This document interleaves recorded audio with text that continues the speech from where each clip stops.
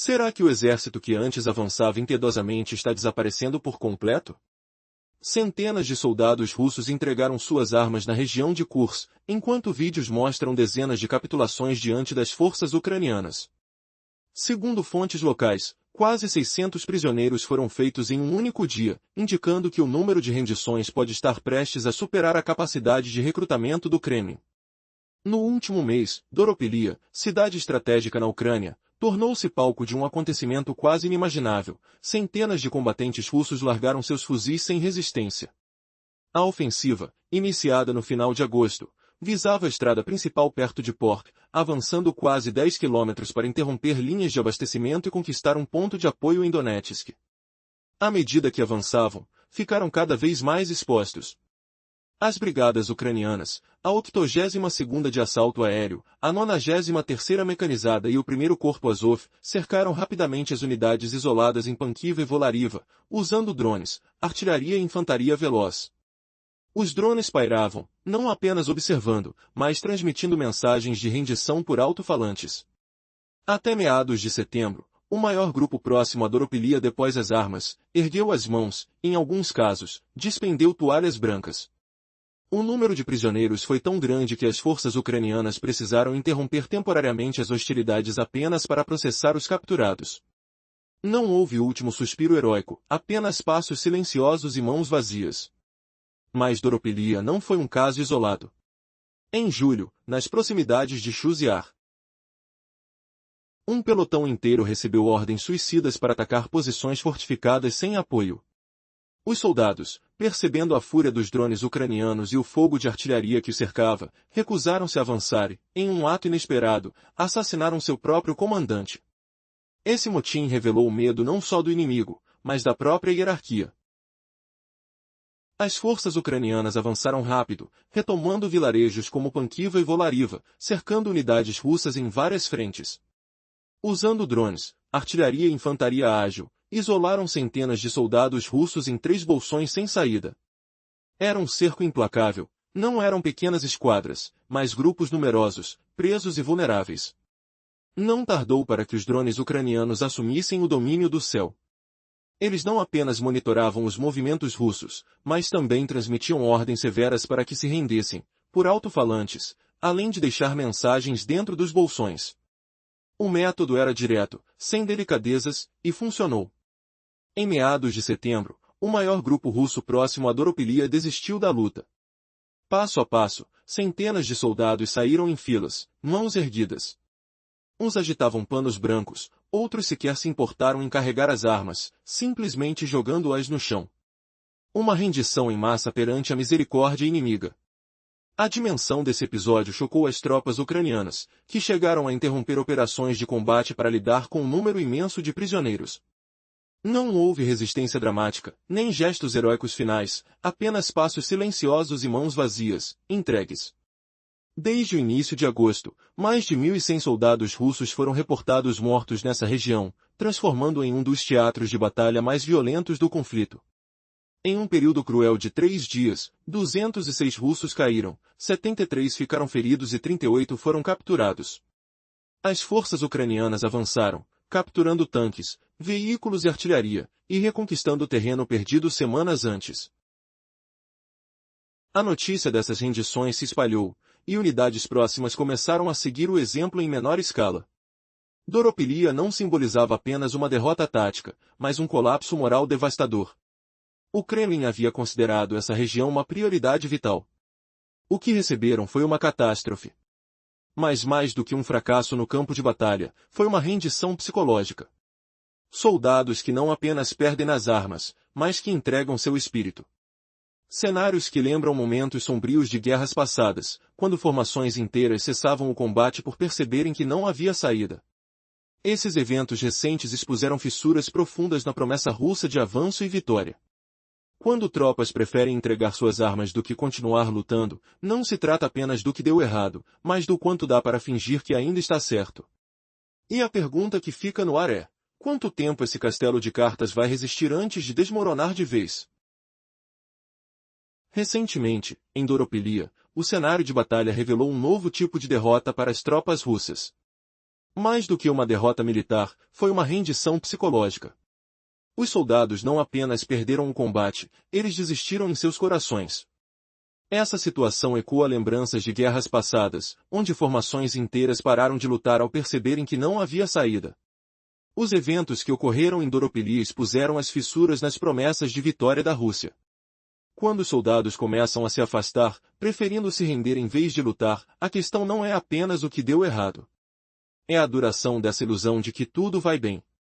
E se a situação já era embaraçosa, para o Kremlin, há outros registros de rendições de tropas russas em campo.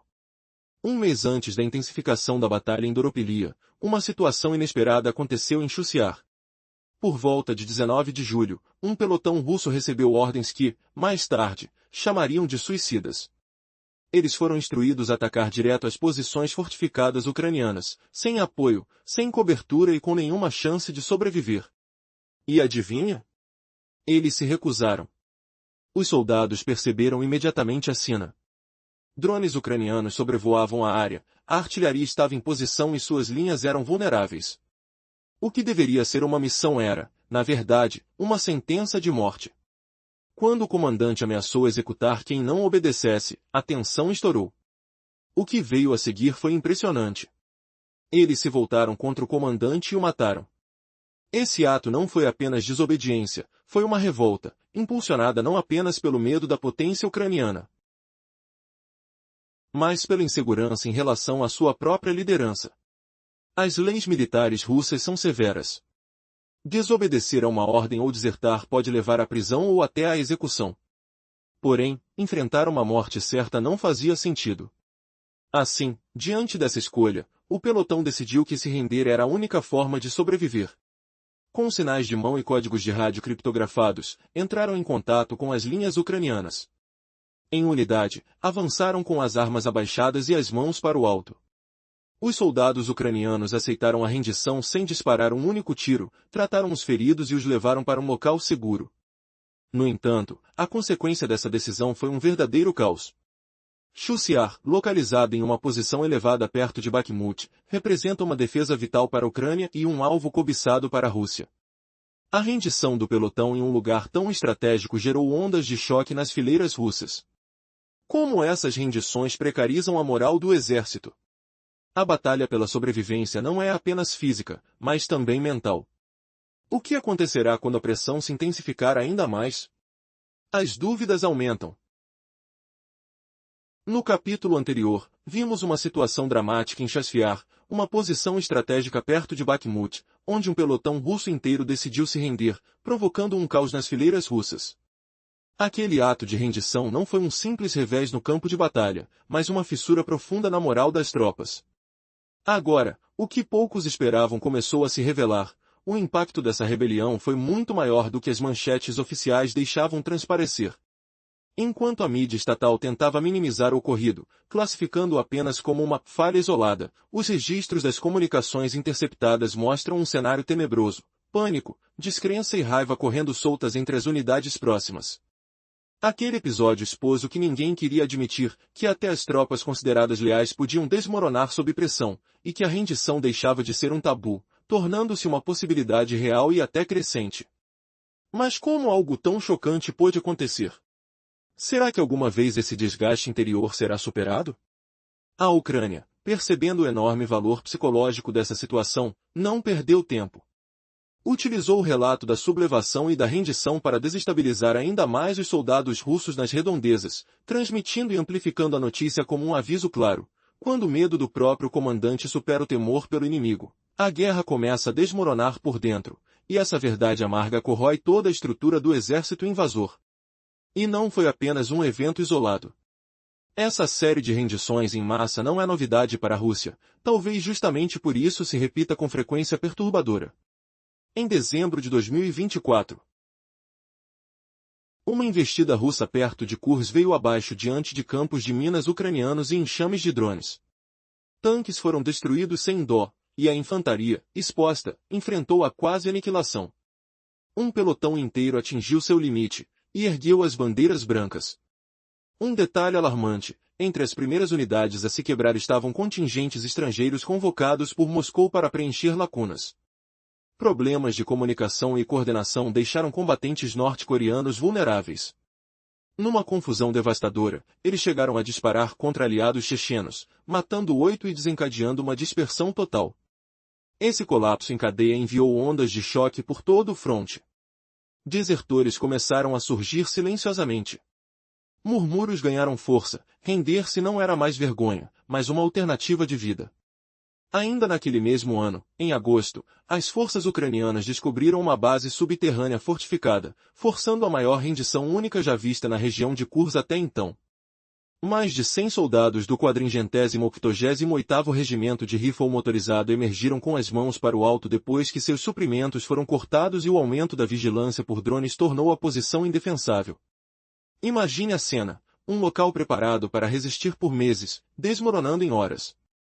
O cheiro da poeira levantada, o sussurrar dos ventos carregando as vozes desesperadas e os passos silenciosos daqueles que preferiram entregar-se ao invés de continuar lutando, uma imagem que ficou gravada na memória e que abalou profundamente o moral russo. Tudo isso nos faz pensar, até onde vai a força de um exército quando seus próprios soldados começam a duvidar dos seus líderes?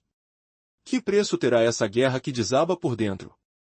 A sombra da rendição em massa paira sobre o futuro da campanha russa, enquanto o tabloide macabro da estratégia militar se torna um drama psicológico quase impossível de disfarçar. Mas essa é só a ponta do iceberg. Será que o governo russo conseguirá reerguer essa estrutura que racha a cada batalha? Ou a desconfiança e o medo já se arraigaram de vez? Será que o som dos drones sobrevoando a madrugada poderia ter sido sinal de que a vitória de Moscou já estava se desfazendo?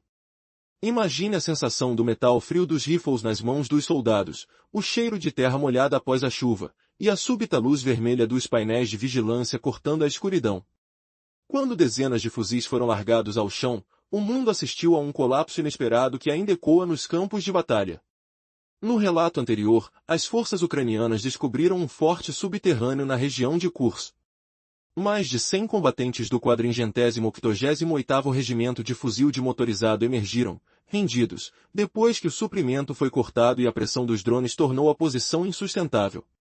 A base, projetada para resistir por meses, desmoronou em horas sob o peso do isolamento e da vigilância constante dos drones. As imagens da rendição foram espalhadas, reforçando a mensagem de que baixar as armas era sinônimo de sobrevivência. No mesmo mês, em Kursk, forças especiais ucranianas lançaram uma audaciosa incursão cruzada. Veículos leves, drones, panfletos e alto-falantes fecharam rotas de fuga e desgastaram a resistência. Em poucos minutos, mais de 1000 soldados foram capturados, entre eles combatentes da unidade Shashashan-Akhmat, forjada por Moscou como elite. Ver esses guerreiros renderem-se em grupo despedaçou o mito da invencibilidade e humilhou seus comandantes, enquanto vídeos dos captores circulavam pelos corredores digitais. Esses episódios compõem um fio sombrio. Minas, drones e operações psicológicas não apenas consomem território e equipamentos russos, mas destroem a narrativa de força, forçando os soldados a escolher entre a vida e a lealdade. Cada rendição entrega à Ucrânia armas, posições estratégicas e vitórias de propaganda. Cada vídeo gravado alimenta a próxima capitulação. O que parece ser colapsos isolados revela-se, na verdade, um padrão de quebras que se retroalimentam. Recuando a contraofensiva de Kharkiv, entre setembro e outubro de 2022, as forças ucranianas expuseram a fragilidade do moral russo. Avanços relâmpagos deixaram unidades desorientadas, formações inteiras desmoronaram enquanto Kiev reconquistava mais de 12.000 quilômetros em semanas, incluindo cidades como Balaka, Izum e Kubansk. Soldados abandonaram tanques, armas e suprimentos, alguns fugindo disfarçados de civis pelos campos, outros simplesmente saindo da linha de frente. A velocidade da ofensiva gerou pânico, e a falta de coordenação transformou retirada em fuga. Agora, ao ouvir novamente o zumbido dos drones sobre a fronteira, quais serão os próximos passos dos que ainda vestem o farda? O som carregará a promessa de um novo colapso, ou ainda haverá quem se erga contra a tempestade? O futuro está à espera, silencioso, pronto para revelar o próximo capítulo dessa guerra de vontades. Após a impressionante retirada de tropas russas, com tanques, armas e suprimentos abandonados pelo caminho, muitos soldados fugiram disfarçados de civis, desaparecendo sorrateiramente entre campos e vilarejos para escapar da captura. Outros simplesmente deixaram o campo de batalha, entregues ao caos. A rapidez do avanço ucraniano desencadeou um pânico generalizado, enquanto a total falta de coordenação entre as unidades russas transformou o que deveria ser uma retirada organizada numa verdadeira debandada. Nesse cenário avassalador, a Ucrânia lançou a Linha da Vida, um serviço estreito de comunicação para que soldados russos pudessem se render com segurança. Milhares de militares abandonaram suas armas e aceitaram essa chance, buscando sobreviver. Essa iniciativa ganhou força porque a ofensiva já mostrava que a rendição não era o fim, mas talvez o início de uma nova esperança. Quando refletimos sobre isso, a ofensiva em Kharkiv teve um impacto além da conquista territorial, ela expôs uma ferida profunda no exército russo. Os soldados russos não estavam apenas mal equipados. Muitos estavam desmotivados, perdidos e sem vontade de sacrificar a própria vida por uma guerra que não compreendiam. Os equipamentos abandonados espalhados pelos campos sussurravam a verdade da rapidez da fuga e da fragilidade das forças. Esses primeiros sinais de colapso anunciavam o que viria depois, um moral em frangalhos, péssimo planejamento e uma crescente disposição para a rendição diante da pressão. A Ucrânia compreendeu que a combinação entre velocidade, pressão psicológica e precisão tática podia transformar até unidades inimigas fortemente entrincheiradas em alvos fáceis.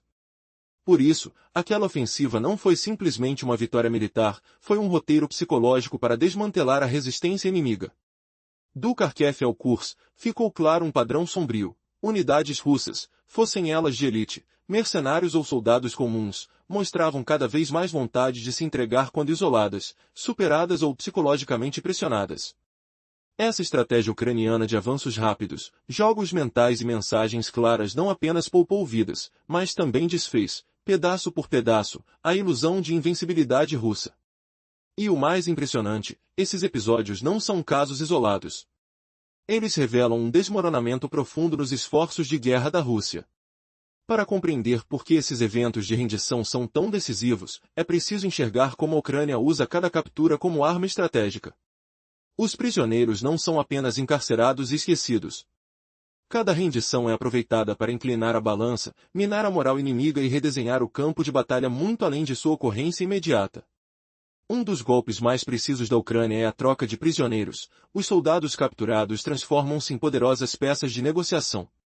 Isso é mais que um gesto de humanidade, é uma tática calculada para enfraquecer o adversário e fortalecer suas próprias posições. Já imaginou o impacto dessa estratégia?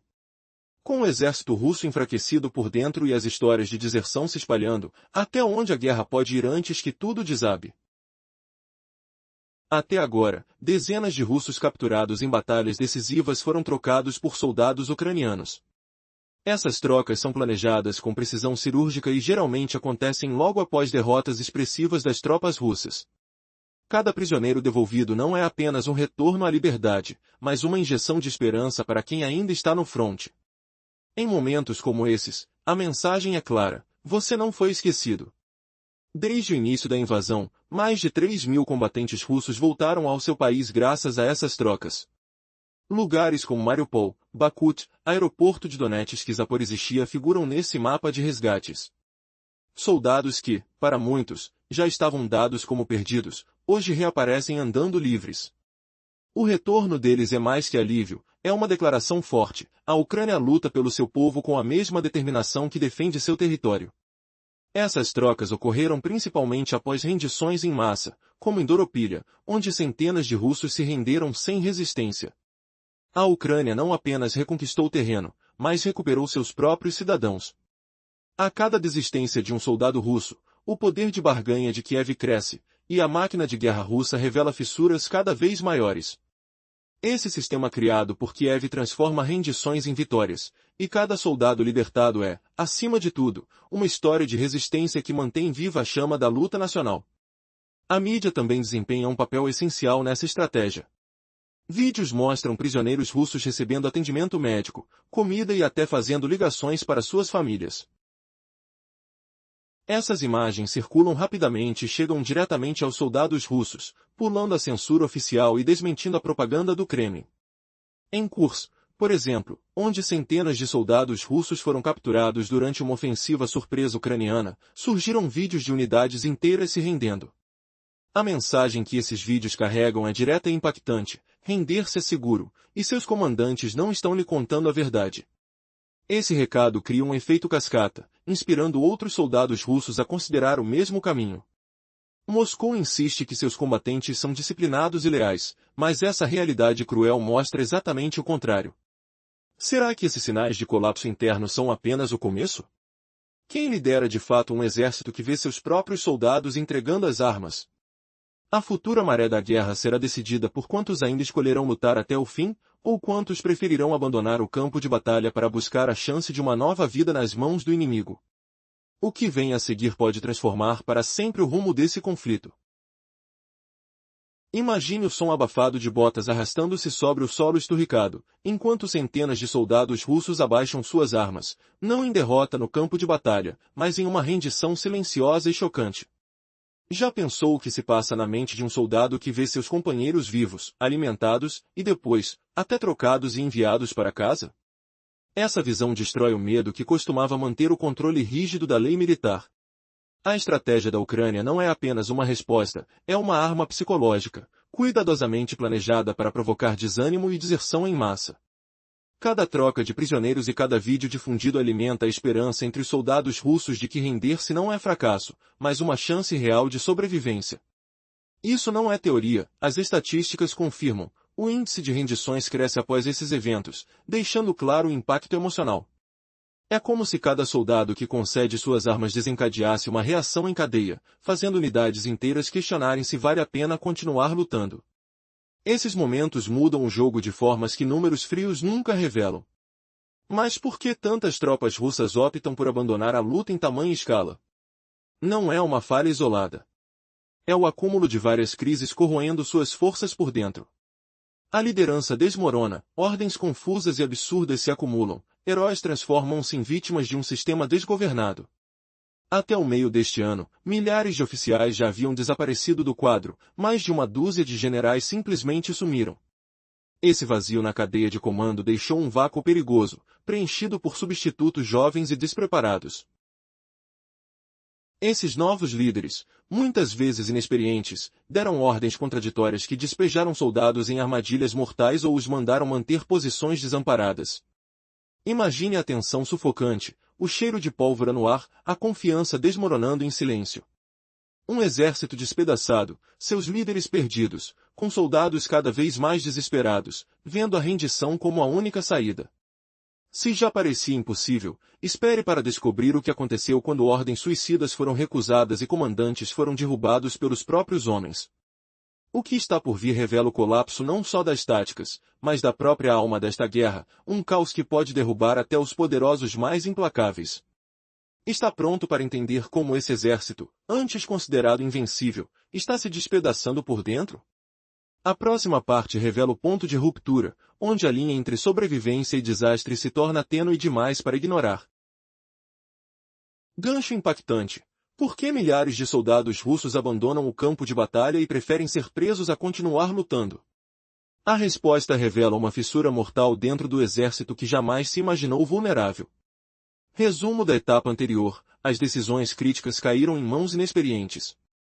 Oficiais jovens e despreparados enviaram tropas e soldados começaram a sentir que eram armadilhas mortais. As unidades perderam a confiança na cadeia de comando. Cada ordem parecia uma missão suicida. Quando a liderança se desfaz, a rendição surge como única saída.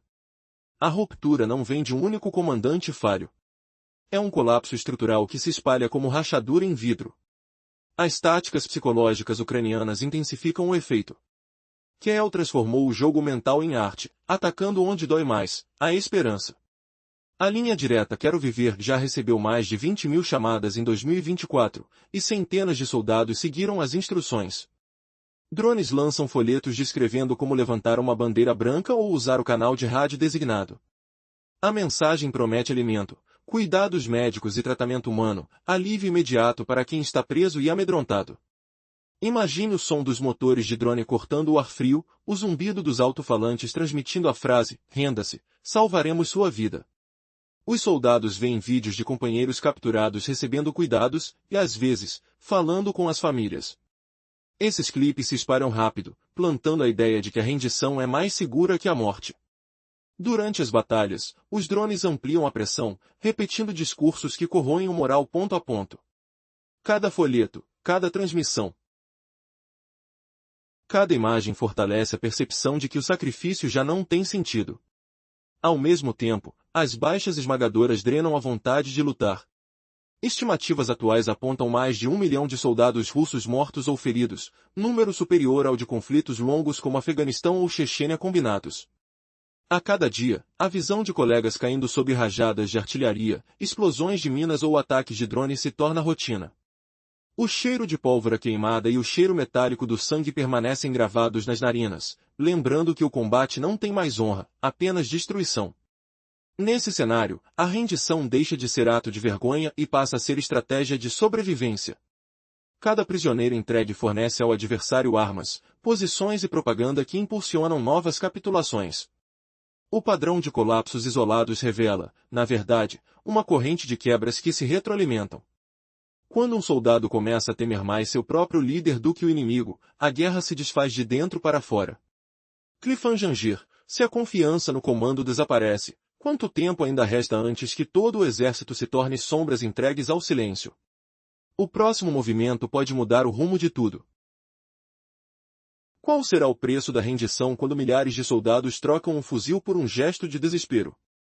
Nos últimos meses, centenas de unidades russas deixaram a luta nas ruas de Doropilia, entregando suas armas ao som metálico dos drones que sobrevoam o campo. Vídeos mostram grupos inteiros, mãos erguidas, bandeiras brancas tremulando contra o vento frio da madrugada. A sensação de areia escorregando entre os dedos, o cheiro de pólvora ainda no ar, tudo indica que o exército russo está perdendo a vontade de combater. Mais de 600 prisioneiros já foram contabilizados em Kaobo, e as perdas humanas ultrapassam 1 milhão, número maior que as vítimas combinadas do Afeganistão e da Chechênia. A pergunta que ecoa, será que ainda há forças suficientes para manter a ofensiva? A queda de Doropilia não foi um caso isolado. Poucos dias antes, em Chuciar, um pelotão inteiro se recusou a avançar contra posições fortificadas. Os soldados, cercados por drones zumbindo e artilharia pronta para ricochetear, apontaram suas armas contra o próprio comandante e o abatiram. A ação terminou com a entrega das armas, os soldados marchando em fila, rostos marcados pelo medo, o som das botas na terra batida. Esse ato de insurreição revelou um medo ainda maior do que a morte, o medo da própria liderança. A tensão que se instalou nas fileiras russas se espalhou como chamas, e cada recuo alimenta a próxima rendição. E se o líder mais temido agora se tornar alvo interno, até onde a disciplina pode ainda resistir? A sequência de capitulações continuou em curso, onde um quartel de tropas estrangeiras, recrutadas da Coreia do Norte, viu sua coesão desmoronar em poucas semanas. A barreira linguística e a falta de coordenação transformaram aliados em alvo, resultando em fogo amigo que ceifou milhares de vidas. Em outra ocasião, o regimento de fuzileiros motorizados 488 foi cercado em uma base subterrânea, sem suprimentos e sob ataque incessante de drones que zumbiam como insetos gigantes. Com as paredes ecoando o estalo das explosões, homens entregaram suas armas, reforçando a ideia de que a sobrevivência agora supera a lealdade. Um detalhe surpreendente surge: até as unidades de elite, como o contingente ACMA, foram capturadas, deixando o alto comando em ruínas. Qual será o próximo passo de um exército que agora vê sua própria força refletida em reflexos de metal abandonados? A constatação final se une ao panorama geral: a falta de equipamentos, a necessidade de comprar botas e kits médicos, e a constante pressão dos drones que já somam cerca de 70% das perdas de material russo. Cada soldado que se rende carrega consigo não apenas armas, mas também propaganda que se espalha rapidamente, incitando mais capitulações. O som das explosões se mistura ao chorinho dos alto-falantes que anunciam rendam-se. Assim, o ciclo de medo, desespero e desistência se alimenta, criando um padrão de colapsos que se retroalimentam. Com as linhas de frente se esvaindo, a grande questão permanece suspensa no ar, até quando a Rússia conseguirá manter a fachada de invencibilidade antes que a última bandeira branca desapareça. No trecho anterior, vimos como os drones transformaram o campo de batalha, espalhando medo e impotência entre os soldados. Agora, a pergunta que ecoa nos corredores dos quartéis: como uma força tão imponente pode quebrar-se em milhares de capitulações quase simultâneas? Mais de 600 prisioneiros foram capturados no leste de Kursk, e centenas de fuzileiros russos deixaram suas armas ao alcance de tropas ucranianas. O estrondo dos motores, o zumbido constante dos rotores, o cheiro de combustível queimado, tudo isso se tornou um pesadelo que nenhum soldado consegue esquecer. Por que tantos camaradas escolhem se render antes mesmo de serem confrontados? Depois do que vimos, a situação em Doropili apareceu como um estalinho de esperança para quem observa o conflito. Em agosto, tropas russas avançaram cerca de 10 quilômetros em direção a uma rodovia estratégica, mas foram rapidamente cercadas por brigadas ucranianas que utilizaram drones, artilharia e infantaria ágil. Em meio a explosões e tiros, alto-falantes anunciaram instruções de rendição. Soldados, com as mãos erguidas, marcharam em grupos, alguns brandindo tecidos brancos, outros simplesmente largando os rifles. O número de capturados foi tão grande que as forças ucranianas tiveram que pausar as operações para registrar cada prisioneiro. A ausência de um último ato heróico, apenas passos silenciosos e mãos vazias, sublinhou o colapso da vontade de lutar. Quando a frente de Kursk registrou mais de 1.100 mortes desde o início de agosto, o medo se espalhou como fumaça densa. Com o desfecho em Doropili ainda fresco, outro ponto crítico surgiu em Chuis, onde um pelotão inteiro se recusou a obedecer a uma ordem suicida. Drones pairavam, artilharia pronta, e o comandante ameaçava execuções. Em um ato inesperado, os soldados atiraram no próprio líder, rompendo a disciplina e entregando-se às forças adversárias. O som dos tiros, o cheiro de pólvora e o frio da madrugada criaram um cenário de mutina que reverberou pelos vales próximos. Esse episódio desencadeou pânico e descrença entre demais unidades, espalhando a ideia de que render-se não era mais um tabu, mas uma rota de sobrevivência. Assim, cada capitulação alimenta a próxima, formando um padrão de colapso que se auto-reforça.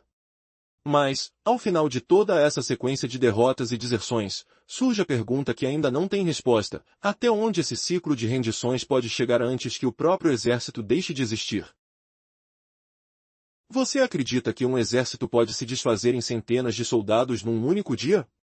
A resposta vem de Doropili, cidade ucraniana onde, em agosto, dezenas de militares russos largaram as armas sem resistência. Enquanto o vento frio carregava o cheiro de pólvora ainda quente, drones sobrevoavam o campo, emitindo mensagens de rendição pelos alto-falantes. Soldados emergiram, mãos erguidas, alguns tremendo ao segurar lenços brancos, outros simplesmente abandonando os rifles. O número foi tão grande que as forças ucranianas precisaram interromper os combates apenas para contar os prisioneiros. Mais de 600 foram capturados, e a linha de frente recuou, deixando tanques e artilharia nas mãos de quem antes era o adversário. Por que tantos se renderam?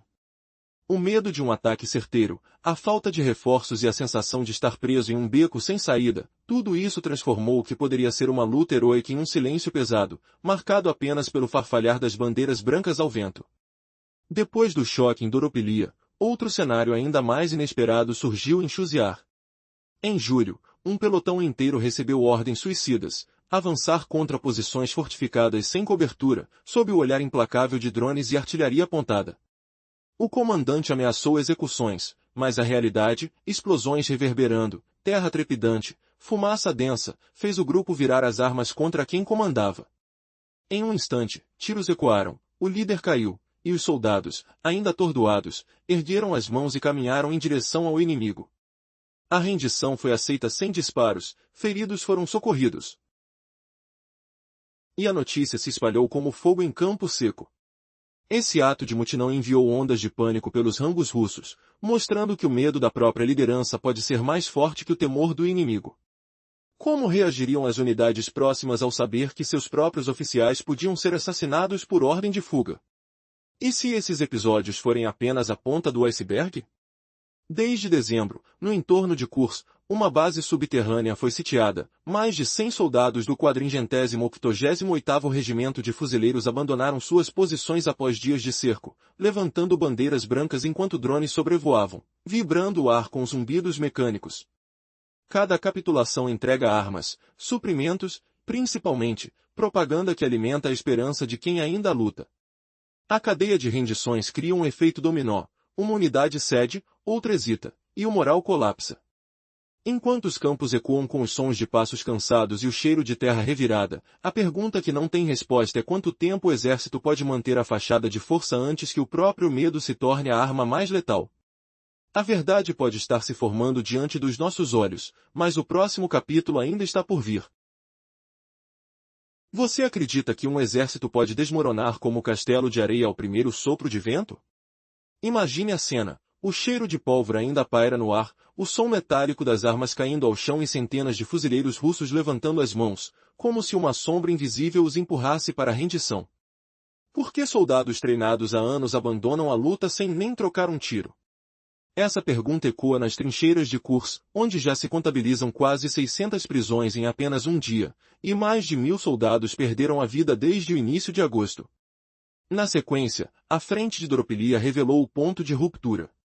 Após o avanço russo de quase 10 quilômetros rumo à rodovia estratégica, drones ucranianos sobrevoaram o campo, transmitindo instruções de rendição em alto-falantes que raspavam o silêncio da madrugada. Em meio a explosões distantes, grupamentos de soldados marcharam, mãos erguidas, alguns carregando lenços brancos, outros simplesmente largando os rifles. O número foi tão surpreendente que as forças ucranianas tiveram que suspender temporariamente as operações para registrar cada prisioneiro. Entre agosto e setembro, a região viu mais de 1.100 soldados russos mortos, 73 feridos e 38 capturados em apenas 3 dias, números que transformam a batalha em um quadro de horror silencioso, onde o medo supera a coragem. Mas o que aconteceu depois que a rendição se espalhou como fogo em mato seco? A resposta chegou dos corredores do Kremlin, que tentaram apagar a chama com dupla estratégia, censura interna e desinformação externa. Os noticiários oficiais omitiram deliberadamente as capitulações em massa, focando em supostos avanços e imagens de drones sobre perdas ucranianas, como se tudo ainda estivesse sob controle. Quando as rendições eram inevitáveis, elas eram rotuladas de retiradas temporárias ou culpadas a sabotadores, interferência ocidental ou traição de comandantes individuais. Jornalistas independentes que ousavam relatar os fatos foram perseguidos, presos ou forçados ao exílio, e canais que divulgavam vídeos de soldados rendidos foram desligados. Essa narrativa de invencibilidade está se desfazendo lentamente, mas até onde chegará a resistência dos que ainda acreditam na vitória? O próximo movimento das forças russas pode revelar se o colapso já está selado ou se ainda há espaço para uma virada inesperada. Canais militares russos tentam transformar a narrativa dentro do país, exaltando soldados que lutam até a morte como heróis. Essa estratégia de propaganda visa envergonhar quem se rende e reforçar a ideia de que morrer em combate é mais digno do que ser feito prisioneiro. O Ministério da Defesa da Rússia intensificou a distribuição de medalhas póstumas e realiza cerimônias funerárias glorificadas, usando a morte como ferramenta de propaganda. A mensagem é clara e assustadora: quem se rende desaparece, quem morre vira mártir. Trata-se de uma guerra psicológica contra suas próprias tropas, refletindo o medo intenso do Kremlin sobre o efeito dominó que as rendições podem causar nas fileiras. Enquanto isso, do lado doméstico, quando as famílias veem seus entes capturados ou ouvem falar de soldados que desistem, começam a surgir dúvidas e questionamentos. A imagem de uma Rússia forte e invencível, transmitida na televisão estatal, começa a se despedaçar. O que o governo chama de operação militar especial aparece cada vez mais como um caos descontrolado. A confiança na liderança se desgasta, até mesmo entre aqueles que inicialmente apoiaram o conflito. Conforme a narrativa de vitória e unidade enfraquece, torna-se impossível mobilizar apoio ou justificar o preço humano e financeiro dessa guerra. Críticos dentro e fora do país utilizam esses números como prova do fracasso da estratégia, ampliando a pressão política sobre Moscou. Apesar do controle rígido do Kremlin sobre os meios de comunicação, o público russo não está completamente desinformado. Notícias sobre rendições em massa vazam pelas redes sociais. Aplicativos de mensagens e canais privados. Famílias de soldados que lutam na linha de frente geralmente são as primeiras a perceber que algo deu errado, seja pelo silêncio ensurdecedor, atualizações desencontradas ou relatos informais de sobreviventes. Particularmente em regiões onde o recrutamento foi mais intenso, áreas pobres e com grande presença de minorias, como Baratsia, Dagasta e Extremo Oriente, cresce o ressentimento com o custo humano da guerra. O cheiro amargo da desilusão e o som abafado de lágrimas e súplicas silenciosas invadem essas comunidades esquecidas, enquanto o governo insiste em manter uma fachada de controle e poder absoluto. Esse cenário revela o verdadeiro preço da guerra, não apenas no campo de batalha, mas também dentro das casas e corações daqueles que aguardam por notícias que quase nunca chegam, ou quando chegam, trazem desespero e dúvidas que ninguém consegue responder. Resumo da parte anterior: a guerra deixou a Rússia em risco existencial, com a população cansada de fingir que o conflito ainda faz sentido, enquanto quase 40% do orçamento federal está preso ao esforço bélico. Mas o que aconteceu nas fronteiras de Kursk mudou tudo. No início de setembro, vídeos caóticos invadiram as redes. Centenas de soldados russos, desarmados, ergueram as mãos diante de unidades ucranianas. Em todo o Oblast, mais de 600 prisioneiros foram capturados, enquanto em Doropilia, dezenas de companhias foram encurraladas, e sem saída, marcharam em fila, balançando bandeiras brancas sob o som ensurdecedor de drones zumbindo acima. O cheiro de pólvora queimada se misturava ao frio cortante da madrugada, e o terreno, coberto de lama, refletia a desolação de uma força que se desfaz. Enquanto isso, relatos surgiam de comandantes sendo alvejados por seus próprios homens, sinalizando que a disciplina havia se transformado em medo. Será que a ruptura dentro das fileiras russas poderia ser ainda maior? Resumo da parte anterior: os rendimentos de Doropilis puseram uma moral em colapso, e as armas viraram contra seus comandantes. Mas o que isso revelou sobre o coração da máquina de guerra russa? Em meados de julho, na região de Chusiar, um pelotão inteiro recebeu ordens suicidas: avançar sem apoio contra postes fortificados de defesa ucraniana. Ao perceber o perigo, os soldados deixaram cair suas armas, levantaram as mãos, num ato inesperado, dispararam contra seu próprio comandante, provocando um motim que ecoou pelos campos. A batida dos tiros, o brilho das balas atravessando a névoa. E o grito de surpresa dos soldados ucranianos que aceitaram a rendição sem abrir fogo criaram um cenário surreal. A notícia correu como fogo em palha seca, alimentando o pânico nas unidades vizinhas e espalhando a ideia de que se render não era mais uma vergonha, mas uma escolha de sobrevivência. Como essa chama de rebelião chegou às linhas de Kursk, onde estrangeiros de outras nações também baixaram a bandeira branca? Resumo da parte anterior: o motim de Chusiar incendiou o medo nas forças russas e se espalhou até Kursk. E enquanto as bandeiras brancas se acumulavam, o preço da guerra explodia nas contas de Moscou. Quase 40% do orçamento federal está direcionado ao conflito, destinando recursos a bônus de recrutamento, substituição de tanques abatidos e a manutenção de toda a maquinaria bélica. Cada soldado capturado transforma aquele dinheiro em munição para o inimigo. As sanções fecharam rotas comerciais, reduziram as exportações de energia e ampliaram o déficit de 2025 para impressionantes 4,9 trilhões de rublos, com o crescimento econômico escorregando para apenas 0,9%. Salários inflacionados são pagos a recrutas que desertam ou morrem em meses, enquanto a frota clandestina que transporta petróleo sofre perdas bilionárias. No campo, a derrota de centenas de soldados, como os 206 mortos e 73 feridos em 3 dias na frente de Doropilia, mostra que a força de combate está se esvaindo. Enquanto a Ucrânia se fortalece com apoio ocidental, a Rússia parece entrar em um ciclo de autodestruição que lembra o colapso das unidades alemãs no fim da Segunda Guerra Mundial. Se a vontade de lutar está despedaçada, qual será o próximo passo de um Kremlin que sangra recursos sem fim? Vimos que, enquanto um lado se desintegra, o outro se fortalece. A história prova que, quando a vontade de um exército se desfaz assim, o fim está próximo, não só das batalhas, mas de todo o sistema que alimenta a guerra. Essas rendições não são apenas soldados desistindo. São sinais claros de que a Rússia está perdendo algo maior, o ímpeto para manter este conflito vivo. Cada grupo que se rende aumenta uma rachadura profunda na base da força russa. Seu exército enfraquece, a narrativa do governo desmorona, e a economia se curva sob um peso esmagador. Tudo isso parece uma máquina enterrada, sem peças para continuar funcionando, prestes a parar. Cada rendição torna ainda mais impossível para a Rússia se segurar nessa luta aparentemente interminável. E, à medida que essas fissuras aumentam, tudo pode ruir de vez. Enquanto isso, a Ucrânia aproveita esse momento decisivo para avançar, não apenas na linha de frente, mas no coração e mente dos soldados inimigos e das pessoas que acompanham os acontecimentos no mundo todo. É uma lembrança poderosa e cruel: guerras não são vencidas simplesmente por armas nas mãos, mas quando um lado perde a vontade de continuar lutando. Agora a pergunta que não quer calar: até onde essa espiral de desistências pode levar. Será que a aparente invencibilidade russa desmoronará por completo, entregando o controle da guerra e do destino de milhares nas mãos da esperança? O desfecho pode ser mais próximo, e chocante, do que todos imaginam. Nos últimos tempos, a realidade do conflito na Ucrânia tem revelado um panorama alarmante para as forças russas.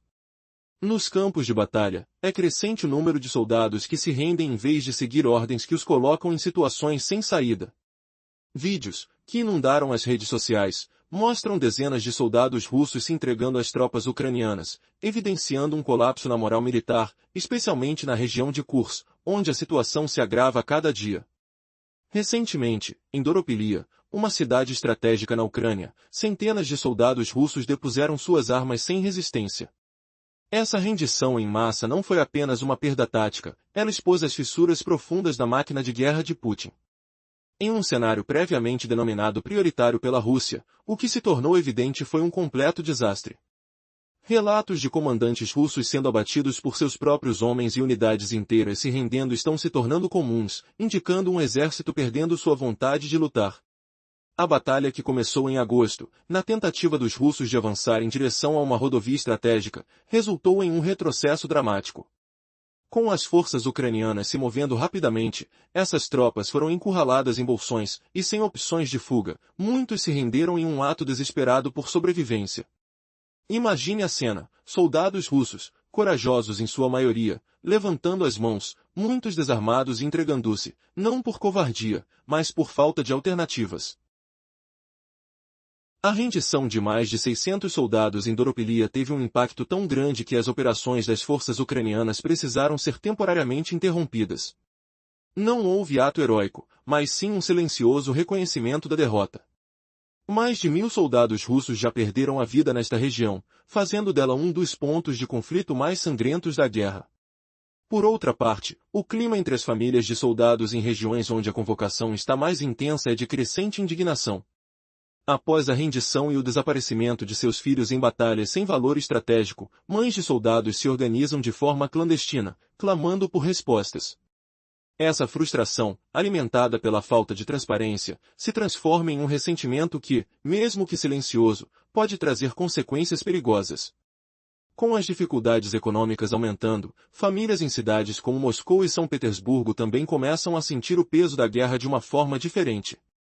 Apoios ao conflito entre os jovens russos estão diminuindo, especialmente após as falhas nas defesas e os acordos de troca envolvendo prisioneiros que revelam perdas significativas.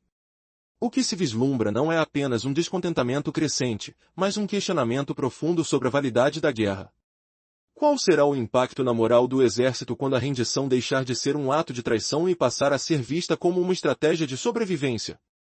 A pressão sobre o regime se intensifica, já que, atualmente, quase 40% do orçamento federal russo destina-se ao conflito. Cada soldado que se entrega é um eco do descontentamento que pode transformar-se em algo muito mais preocupante para a estabilidade do governo. Quando a pergunta que fica na mente das pessoas é: quão longe pode chegar essa crise de confiança?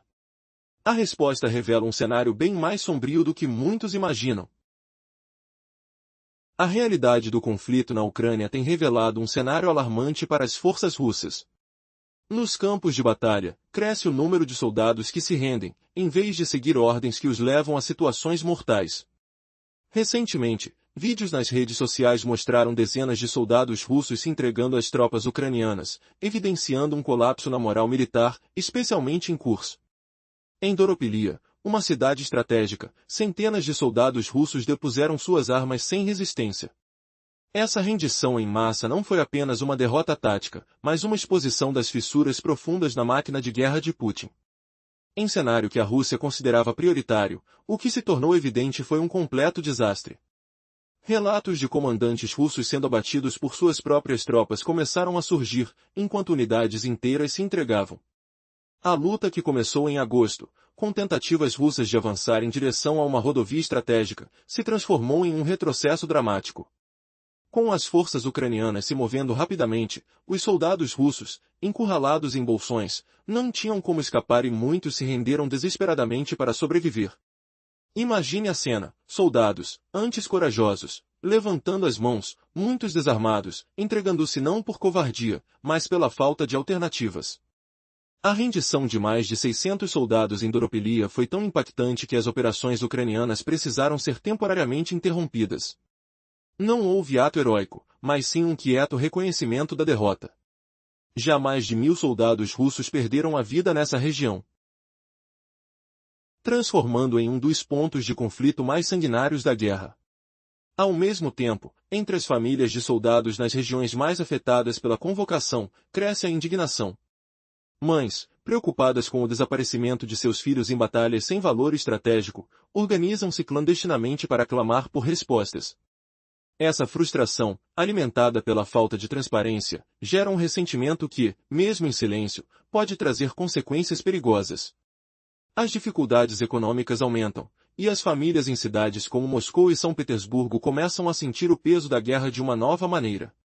O apoio ao conflito entre os jovens russos está diminuindo, especialmente após falhas nas defesas e acordos de troca envolvendo prisioneiros, que revelam perdas significativas. O que emerge não é apenas um descontentamento crescente, mas um profundo questionamento sobre a validade da guerra. Qual será o impacto na moral do exército quando a rendição deixar de ser vista como traição e passar a ser encarada como uma estratégia de sobrevivência? A pressão sobre o regime se intensifica, pois quase 40% do orçamento federal russo é destinado ao conflito. Cada soldado que se entrega ecoa um descontentamento que pode se transformar em algo muito mais preocupante para a estabilidade do governo. E a pergunta que persiste é: até onde pode ir essa crise de confiança? A resposta revela um cenário muito mais sombrio do que a maioria imagina.